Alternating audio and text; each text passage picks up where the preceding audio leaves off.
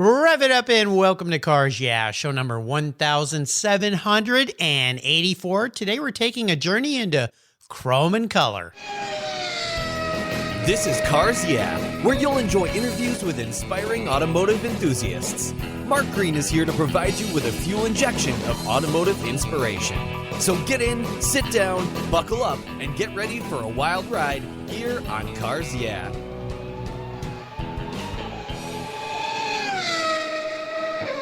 Hello, inspiring automotive enthusiasts, and welcome to Cars Yeah. Today I'm in beautiful Victoria, Canada, where it's snowing today, just like at my house, which is a very rare occurrence here, with a very special guest by the name of Garry Foster. Garry, welcome to Cars Yeah. Are you buckled up and ready for a snowy ride? I am buckled up, Mark, and I'm really happy to be here with you. Great. We're going to have some fun. Now, before I dive into what we're talking about today, which is a very cool new book you've created called Chrome and Color, I want you to share one little thing that most people may not know about you, Garry. It's a good question. I think when I think back on it, I see that my friends are all in three very distinct circles, and they don't overlap. And I don't know whether most people are this way, but I have the close friends I'm associated with from interviewing them, getting to know their families, photographing their cars, and really getting into technical details. So that's one whole group of friends. And then the other is the ones I work with because I do home renovations during the day. So those are the carpenters, electricians, plumbers, city officials, etc. And that's in a completely different bubble of friends. And then I have a third passion on the side, which is an instructor. I teach transcendental meditation. Wow. And that's got its whole circle of friends. At the moment, it's dealing mainly with the police and the military suffering from PTSD. So these three distinct groups of friends, and they don't even know the other group exists. And so I guess in some way I'm kind of chameleon-like. Well, it's good to have multifacets in your life. I've heard that at least, that if you just have one part of you that's always the same and you don't delve into some different things, maybe not as healthy of a life, and you're missing out on a lot of great things. And I love the fact that all these bubbles, as you call them, are all evolve around fun stuff, renovation, and helping people, which there's some ties there across the board. So I think that's great. And I think about TM, Transcendental Meditation, it brings me back to the 60s and 70s when that was kind of a big deal. I remember my parents getting into that, and I was just a kid, so I'm like, what is this hippie stuff you're doing? And but now you realize, meditation is so valuable and important, and so many people who've been on the show have talked about what it does to their life. So maybe we'll touch on that a little bit today. But let me give you a proper introduction first, and we're going to dive into cars a little bit today on Cars Yeah. Garry Foster loves writing about and photographing historic automobiles. His love for design and curves drove him to write a new book titled Chrome and Color. His are stories about craftsmanship and design with the foreword by past Cars Yeah guest and author Tom Cotter. He's been on the show many times. Garry's book is a fun, historic, visual ride through the 20s to the 60s, targeting those special cars that we've grown to love.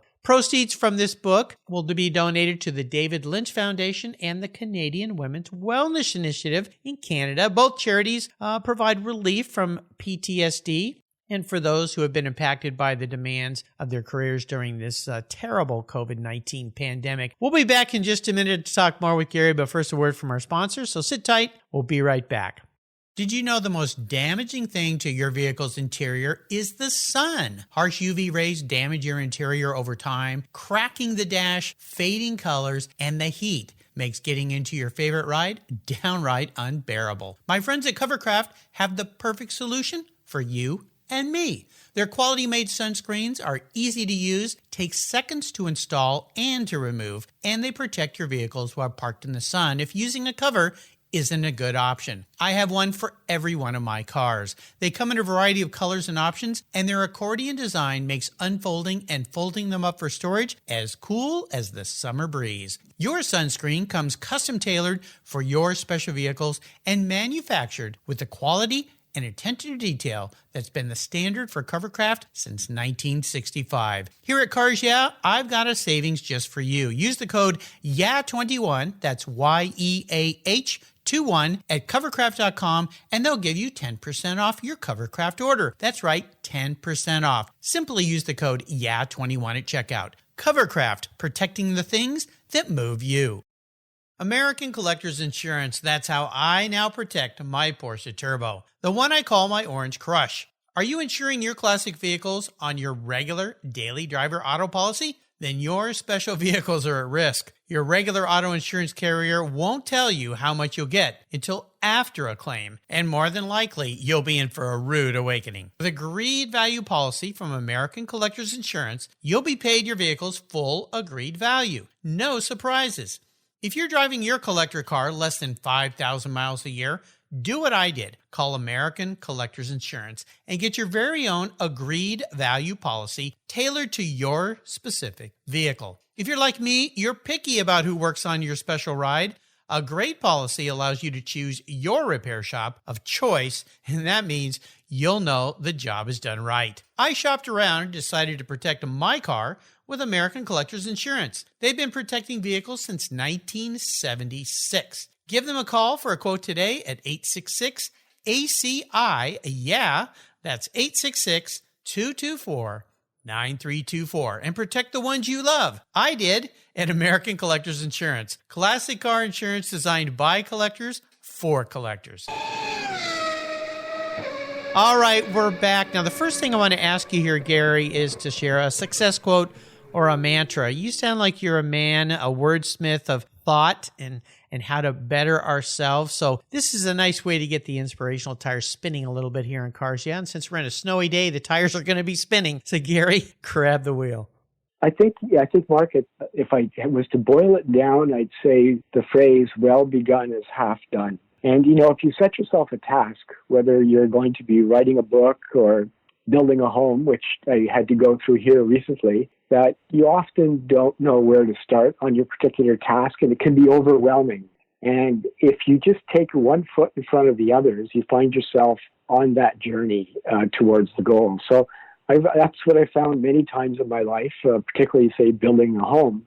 There's so many elements, there's so much detail and bureaucracy with city officials that you can almost get into what we call the paralysis of analysis, where you don't move forward on something. Yes. You just feel overwhelmed like the donkey laden down. But if you take that first step, nature just sort of starts to provide you with, okay, you need this information now, or here's the support to do that. So I'd say well begun is half done. Jump in, don't be afraid. And over time, you'll just become better and better at trusting your intuition and based on past experience. It's a lot of that concept of how do you climb a mountain? You take the first step and then you take a second step. And I've heard this from a lot of my guests, especially when it comes to the automotive sector. Let's say doing a restoration. Now, a home is very much like a car restoration. There's so many bits and pieces, and it can be overwhelming. My wife and I, about 12 years ago, went through a major home remodel that got out of control in the respect that we just kept doing more and more. And at one point, it was like, I want to be done with this. Why do we do this? And we made the mistake of staying in the home while it was being done, which with two little children, which made it very difficult for my wife. I could escape and go to the office every day, but I think the final straw was coming home one night and she was washing lettuce in the bathtub trying to get our meals prepared. and tears rolling down her face. She goes, today the contractors were fighting in the kitchen. I had to pull them apart, Yeah, it's well begun. I've not heard of that quote, but I think it's great. But I get the concept. And for those of you out there that are looking at a daunting task, remember Garry, well begun is half done. Just take the first step. And then the second step will become a little easier. Maybe the third's a little harder, but at least you've learned how to take the first two, right? Yeah, you break that fear. Absolutely, you jump in. Yeah, I love it. Well, let's talk about this book of yours, Chrome and Color, Colour. You Canadians, you spell things so funny up there. I know. I was debating about dropping the U for our great American audience. Well, I thought maybe if you're over in Toronto, more of a French influence, but you're just north of me, a little more British. But I think it's a great title, and it's very apropos for this marvelous book that you've done. Is this your first book, Garry? It is my first book. Wow. I've been writing writing articles for years and publishing in different magazines and newspapers in several countries. But one of the car guys said, you really need to compile all of this into a book. Mm-hmm. Because in a sense, I realized after I'd finished it that what I've done here is I've created a snapshot in history of the car scene. And there's such a full, wide range of cars in here that it catches different generations, different interests. And now I'm I'm thinking I see a whole series of books that I want to promote, because there's only so much you can put into one book or it gets too unwieldy. But I see a whole series of books coming out that I think would be equally as fascinating. Oh, absolutely. When I look through this book of yours, I mean, it goes all the way back to a 1926 Essex, a 48 Tatra T87, 55 Chevy, 68 GT500, 70 Dodge RT. I mean, you spread the gamut here of all sorts of different unique cars and then dive into each of those things. Yeah, I see a series of the 20s. The 30s, the 40s, could fill a library shelf here. So let's talk a little bit about books, and this book in particular, because so many people want to write a book, but they don't realize how daunting it is. And the fact that you reached out to Tom Cotter, who's written lots of books, to help you and do the foreword for you, which I think is fantastic. So let's talk about books. I mean, what were some of the first steps that you took to go, okay, I'm going to write a book, now what? Well, it comes back to that well begun is half done. I already had the articles, right? They'd been, I'd been photographing them and compiling for a long time. Then I just had to think which ones are going to fit a particular theme. Mm-hmm. And so I came up, because I love chrome. I love the flamboyant cars of the 50s. The designs are incredible. And so I love chrome. And then I realized that, all these cars, some of them are painted in incredible colors. And these people spend a fortune restoring them, adding their personal flavor to it. So I thought the title, Chrome and Color, and that's a really good way to start. And one thing I've learned after I did the book, which fit quite well, was Jay Leno was being interviewed, and he said, I don't buy cars, I buy stories about cars. Yes. And when he said that, I gelled in my mind, because when I'm sitting with a customer who's got, I call them customers, who's got a series of cars, we might spend 3 or 4 hours together, and I'll be photographing his car, and I've got a tape recorder, and I listen to what he's saying. But I'm listening for that sweet spot, that one unique gem that I can wrap the story around, something that's different and unique. I don't want to just talk about, this is a 1970 car with this many doors and this much horsepower. Right, yeah. But I'm looking for that unique story. And the one you mentioned with the Essex, well, this was a lady who, her son had passed away with cancer, so he willed his car to his son, who was 8 years old, and it was a 3/4 finished hot rod. I mean, a very highly modified, beautiful car in purple and an orange color, which he created from seeing some fish while he was scuba diving in Hawaii. Oh, wow. And so this grandmother has to say, well, suddenly an 8-year-old boy can't have this kind of a hot rod. So what are we going to do? None of the family members wanted it. So she stepped in, and she knew nothing about cars, had no interest. They were just transportation to get you from A to B. And she was in her 80s. So she stepped in, had the car shipped to her home, and then started to finish the rebuild herself, and found she got fascinating. Yeah, and people started coming to help her. She made new friends. She got it on the road. She started winning all these trophies, and she became the talk of the town. And so, she didn't know where to begin. She just started in, and she created this incredible story. Wow. And so that's kind of what I look for. And I think you have to do that too when you're thinking of a direction you're going to take with your book or your article that you're going to create. Right, because all these vehicles have lots of stories and books written about all the technical side of them. But I tell you, Garry, I've learned this after interviewing now 1,784 people, is that this car hobby, the fascination with automobiles and the technology behind it, there's really just the catalyst to bring us all together as people. And you think about all the Cars and Coffees and Concours events and car events and autoramas and things across the world. It's really about getting together with our friends. And I know every year when I go to Pebble Beach or Amelia Island or any of these car shows, you feel like these people are your friends, even though you only see them once a year. Mm-hmm. But there's this immediate attraction and fascination. You get to learn about their lives. So I love that. It's kind of like the little old lady from Pasadena, in putting these things together. And that's what I love about your book, is these stories about the people around the vehicles and what they mean. So bravo on this first attempt. Now, I've got to ask you this, and I ask all my guests about challenges. What were some of the biggest challenges of writing your first book?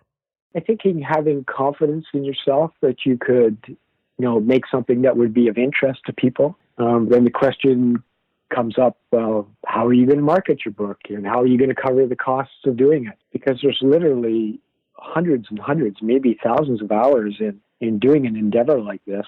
And, I'm happy to volunteer my time. I already do that as an instructor anyway. I'm happy to volunteer my time to do it. But, you have to look at the monetary side of it too. Like, what are you going to do with this book? You just don't want it sitting on your shelf. You want people to get out there to enjoy it. And, right. Where you have to be able to, reach out. And that's why I really appreciated your offer to come on your show, Mark.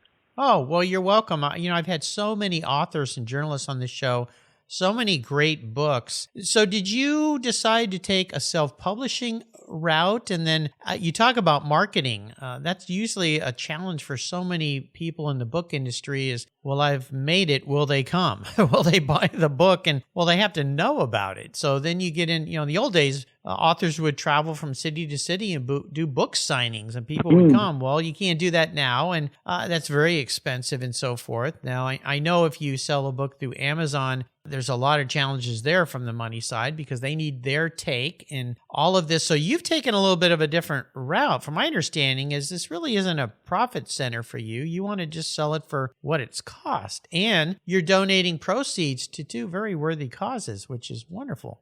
Yeah, it's satisfying for me. I think you give back and it comes back. And I was in the publishing industry many years ago, probably 30 years ago. And I know that, you can get a wholesaler to take your book, but it's sitting on your shelf.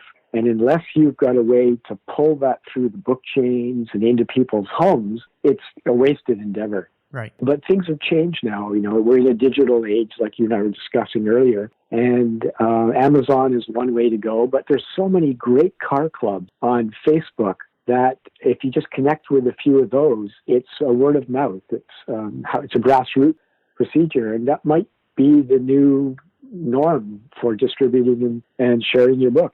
Well, it could. When you go with these big publishers, sometimes there's not much left at the end by the time everything is done for the author, if it's a way you're trying to make money. I love the fact, and I want to touch on it, I alluded to this at the beginning, your teaching of transcendental meditation. I know this is off the car topic, but I find it fascinating because you help people with PTS. I've had many guests on the show here who do things like that. One that comes to mind is Tim Medvets, which is a fantastic show that went down a whole nother path here where he helps people who have suffered from loss of limbs from mostly war incidences, and he teaches them how to get out and climb mountains again. In fact, he took the first paraplegic to the top of Mount Everest. And, it's just, he's changed his whole life about helping people. Can you talk a little bit about the effects that transcendental meditation and the positive effects it's had on your life, but more importantly, the people that you help? Because what we've gone through here with this pandemic has really stressed people from a mental standpoint. And I finally got in to do my annual physical with my doctor, and they just kept asking me, how are you doing mentally? How's your mental health? Like, why do you keep asking me all this? I'm fine. Are you sure? Stop asking me. Maybe you're not so fine. Can you touch on that a little bit? Sure, I can. I have to say, I'm riding on some really great friends, on the coattails of some great friends, particularly with the David Lynch Foundation in New York. Quite recently, they've been involved in a very large-scale study, large-scale being about 200 veterans who learned TM, and in a controlled study funded by the Veterans Administration in the U.S., they wanted to see how TM compared to the standard protocols, which is prolonged exposure therapy in military for helping vets overcome their trauma from battle or what have you that they've encountered. And the results were remarkable, and there's a much larger scale study going on right now. And so the veterans are finding, the suicide rates are dropping because, I don't want to get too far off topic, but more veterans are dying from suicide than they are dying in combat. And that's, that shows you that you can prepare a man or a woman with all the latest equipment, all the incredible skills and training that they receive. But when they come back, they're often really broken because they're overwhelmed by the trauma of the experience by losing friends or what have you. And so what do you do then? So one of the programs that they offer is called prolonged exposure, where you keep repeating the exposure that caused the trauma until the poor veteran doesn't is numb to it or it's not bothered by it. And there might be some value in that, and it's having some influence. But what they're finding is the vets love TM. It's 20 minutes of deep silence. It's deep rest. They don't have to deal with their trauma because they get underneath it all. Yes. That really deep rest and relaxation neutralizes their stress. So they stay in the study. They love it. And then others, like there's a training school that has their cadets learning TM as part of basic training. Oh, wise. So then they go feeling more resilient when they go off to active service. They're more resilient. And they've got that buffer, that easiness inside, and they're able to handle those traumas much better. So in that particular study, those cadets who weren't involved, that were in the control group, all started putting up their hands saying, I want into the TM group, because they could see how well that group was doing. Yeah, wow. So I think we're entering a really interesting time. And if you look at healthcare workers, all the burnout must be absolutely astronomical. They're long hours with no immediate relief, incredibly long shifts. Yes. And,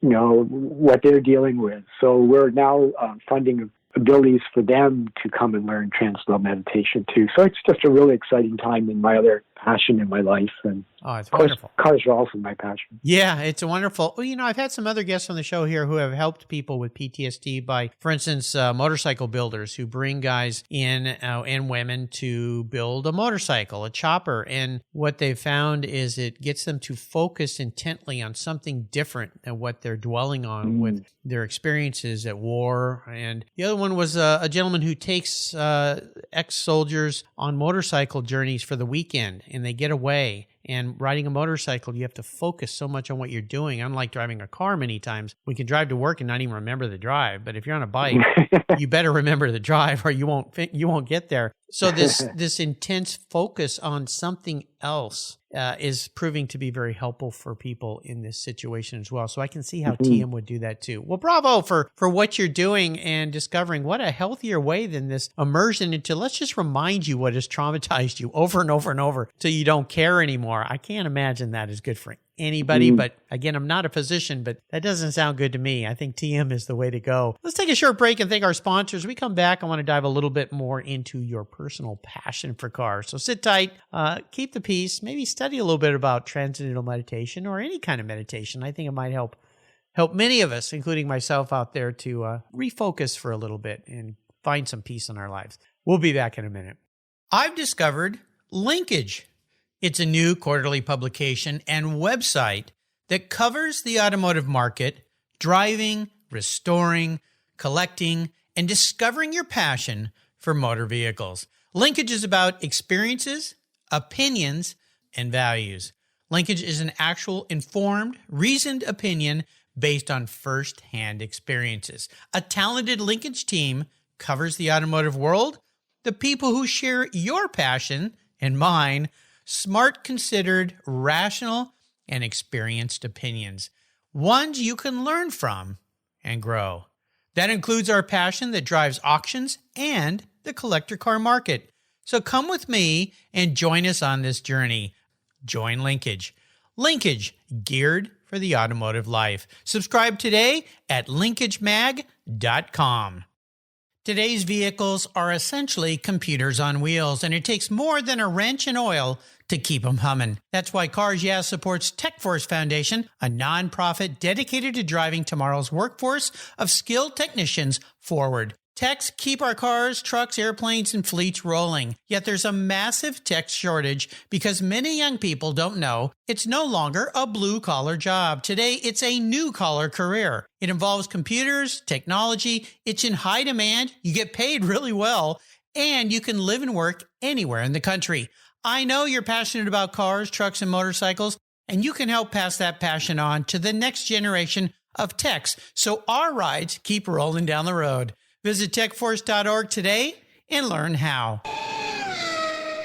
All right, we're back. I'd love for you to share a story with me that instigated this passion that you have for cars. Was there a pivotal moment in your life and you knew that you were going to be a bit of a car guy?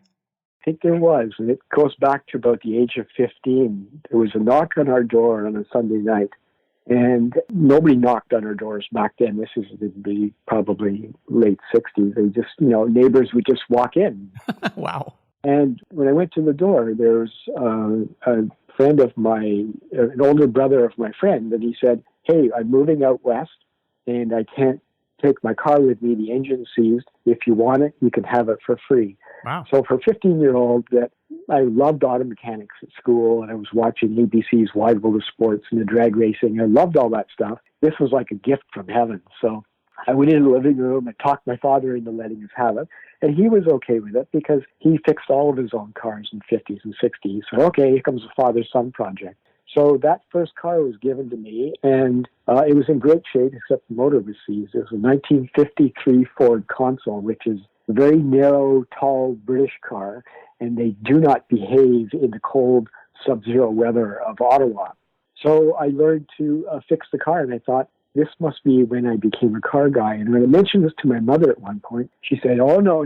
When you were a youngster, Dad used to take you outside, and he would build a snow car for you that you could sit in. And it had wheels and a hood and a bench seat." And she said, "Well, the other kids were playing in snow forts. You sat in your snow car." Snow car. And they couldn't get me.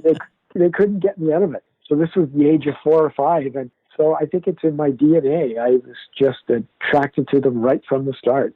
That's funny. I've never heard of a snow car. I've heard of snowmen, but not snow cars. So, that's hilarious. Well, what was a special car in your life? Was it that 53 Ford, or is there something else? Well, it would be the 53 Ford, but, when you're 15 or 16, that's a great gift. But as soon as you become a little bit older, 17, 47 horsepower isn't enough. I guess not. So I started 62 miles an hour, that's all it would do. So I started looking in the newspaper, and I found a 1965 Chevelle with a 4-speed. Great. Small block Chevy, easy to fix. I can handle that. So I got that for the sum of $200. And I brought it home. My father looked at it and said, "That's a hot rod. What are you doing?" And he could see where I was going with this. Sure. Because it had 2 giant black stripes over the hood, and the trunk, it was 10 inches higher than other cars on the road because the guy put spacer blocks in it. There was a giant hole in the floor where he had put a 4-speed shifter, and the exhaust came out right underneath the front seats. And he knew right away where I was going with this. Yeah. But he was okay with it, and we fixed it up. And it wasn't until I'd gone through a few clutches, and my good friend Alex was helping me repair it, that he noticed, "Hey, this is Chevy's Muncie M22 4-speed. This is that, along with the Rock Crusher title that went with it." Yeah. And it was bulletproof, and it made that car just fly on the highway. Like you could do like 0 to 50 in first gear. Second gear, you could go from 50 to 60, but third gear, you could do 90 miles an hour. So it was really great on takeoff, but terrible on corners because it was so high and it was dangerous, and the brakes were drum brakes and all of that. Sure. But it really gave me a taste of, racing and fixing cars, and we had an awful lot of fun in that car. Yeah, the Chevelles are great. Well, here's an introspective question for you, Garry. If you were a vehicle, what would you be and why? Oh, yeah. So growing up in the 60s, my first car chase scene that I ever watched was Steve McQueen in Bullitt. And he'd fly over those hills in San Francisco in that 68 Mustang. Oh, yeah. And, that's what I would be. It's a short, stocky, powerful car. You can throw it around corners. I even sewed those elbow patches on my sports coat. I wanted to be like Steve McQueen. Yeah. I think, if anything, that probably would be a 68 Mustang. Yeah, what fun. I got to see the actual Mustang Bullitt car. It was at the LeMay Museum, which is just down the road from me. And Sean, who owned it at the time, it since was sold at Mecum, but he brought it and they had it on display for a short time. And I got to go down there with a small group, but there was only about 10 of us the night before they opened, and have a little party and talk with him about the car and share the story. And I invited him to be on the show. And you listeners can listen to that show if you missed it. He talks about the history of how his dad found that car. His mom used to drive it to school every day to teach. And then they realized the importance of what they had, and they had to hide it away because they were afraid people were going to steal it. And it was hidden away for many, many years before he brought it out. And luckily, it was never restored. So it is as it was back in the day of making that movie. So there you go. Pretty cool. Yes. We are entering the last lap. I'm going to fire off some questions, get some quick answers from you. So here we go. What's one of your personal habits you believe has contributed to your successes and the ability to write this book? I'd say just to respect others and have great easiness about everything that you do. If I hate conflict. I don't like creating enemies, and just great easiness and respect for others. And if you're talking about their car, information will just pour out of them. They love their marquee. They've spent a lot of time working on it, and I think they just connect with that sincerity. Yeah, absolutely. It's like Stephen Covey's 7 habits. I love habit 5. First, listen to understand, and speak to be understood. Mm-hmm. Let people speak, and you'll learn all sorts of things. You'll learn a lot more than when you're talking, that's for sure. If I could arrange for you to have a drink or a meal with anyone in the automotive industry, living or deceased, who would it be? Well, I'd say it could be Jerry Seinfeld, or it could be Jay Leno. They're both great car guys with huge, vast experience. Mm-hmm. I did have an opportunity once to spend 3 or 4 hours with George Barris at a car event. Wow. This was probably about 8 years ago. And George Barris masterminded the Batmobile and the Dragula and Monster Coach. And the stories coming out of, he had me sitting on the edge of the couch in the lobby of this hotel for 4 or 5 hours. And he was just telling me amazing stories about Dean Martin and Frank Sinatra, Elvis Presley, Michael Jackson. It was rich. And so there's a lot of worldly experience in some of these characters that have been in the industry a long time. Yeah, what a life he had. I really wish I'd been able to get him on this show before we lost him. Mm-hmm. Now, when it comes to the best automotive advice someone else has ever offered you, what was it? Oh, you can't put an old head on young shoulders. And yeah, that's right. That's what happened to me. You have to let that one sink in. My mother used to tell me that, and I would look at her starstruck, like, what do you mean? But then she'd tell me that, you're playing around with a car, but you got to be very careful because there's a really dangerous nut on that car. And so I started thinking, okay, it's got to be the nuts that hold the wheels on, or it's got to be something to do with the engine or suspension. And I just wasn't getting it as a 16-year-old. And she said, it's the nut that holds the steering wheel. Yeah. So I thought, oh, yeah, it's that big nut that holds the steering wheel on the column. The guy behind the wheel. That was it. So that's it. You just can't put an old head on young shoulders, life and experience. Yeah, that's great. I love that one. Now, is there a resource out there that's a go-to for you you'd like to share? Oh, absolutely. I think one of the best photographers I've ever seen is Michael Furman. He is absolutely incredible. I interviewed him several years ago, and what he can do with light and bringing out the beautiful curves and shapes of a car, no one else can do. And he had written a book a few years ago that I purchased from the Phoenix Art Museum called Courage of Steel, published by Coachworks. And it's got to be some of the best automotive photography I've ever seen in classic cars.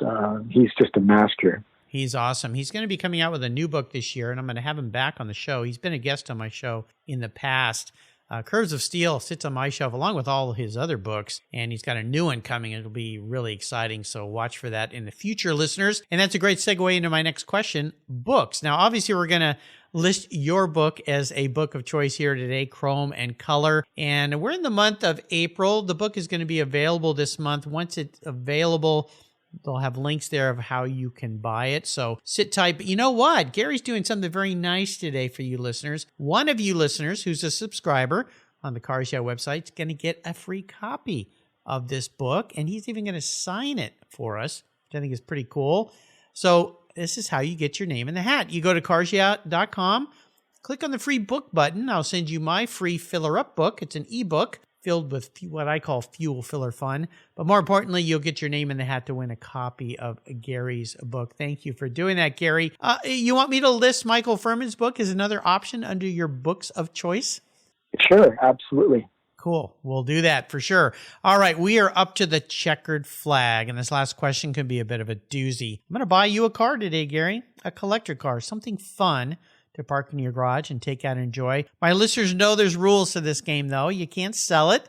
Once you get it, it's a keeper. You need to drive it and enjoy it. But it's the only collector car you can have. So it needs to tick a lot of boxes. What's it going to be? Oh, I still have to drive a lot more cars to give you a really full, complete, educated, honest answer. Well, let's just say for today.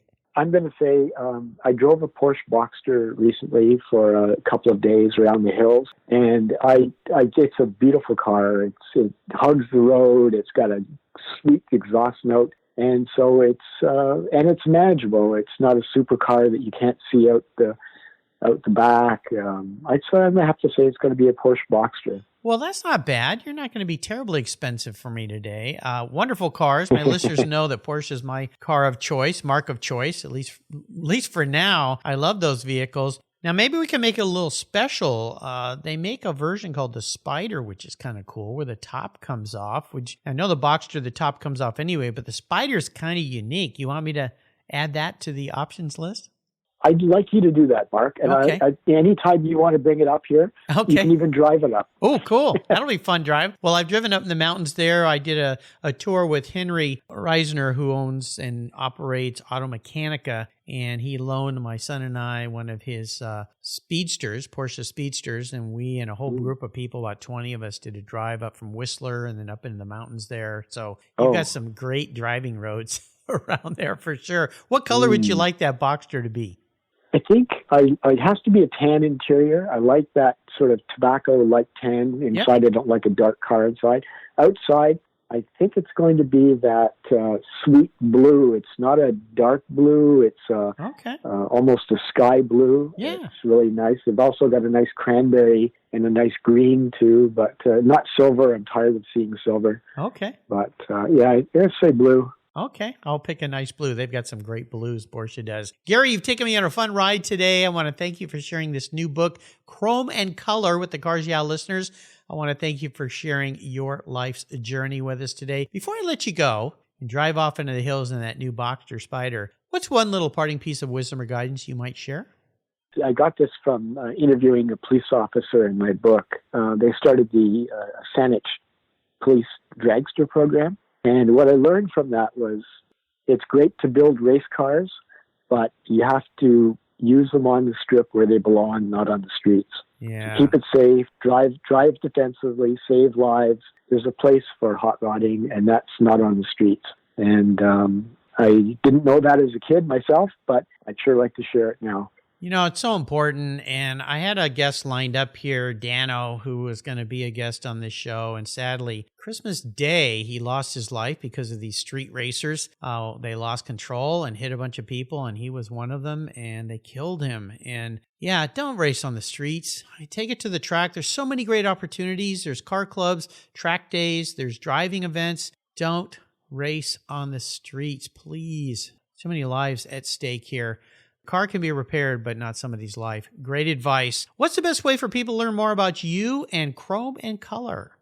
Well, I think it'll just be from the website, Mark. I'm a little hard to reach because the URL is too long to give out on the air, but they can reach me at ncom108@gmail.com. And ncom is spelled ENCOM like Mary, 108@gmail.com. There we go. I'll make sure I put links to those on Garry's show notes page so you can find his book. Sign up on the Cars Yeah website if you're not already a subscriber. If you already are, your name's already in the hat, so don't worry about it. But if you're not, go to carsyeah.com and click on the free book button, and your name will be in the hat to win a copy of Chrome and Color. Garry, thanks for being so generous today with your time, your expertise, and sharing your stories. Congratulations on your first book. Can't wait to have you back on your second, third, fourth, fifth, and sixth books here. A little pressure added there for making those first bold steps. Until you and I talk again, my friend, I'll see you down the road. Thank you very much, Mark. It's an honor to be on your show. And I also appreciate you connecting me with Tom Cotter, who graced the book with the foreword. Absolutely. So good luck in your future endeavors, too. Thank you. The honor's all mine. Thank you so much for joining us on today's ride here at Cars Yeah. Drive on over to carsyeah.com to find show notes and inspiring automotive fun. Download your free copy of Filler Up, a fun book filled with gorgeous photographs of fuel filler fun, including quotes from more inspiring automotive enthusiasts. Download your copy today, and we'll see you next time on Cars Yeah.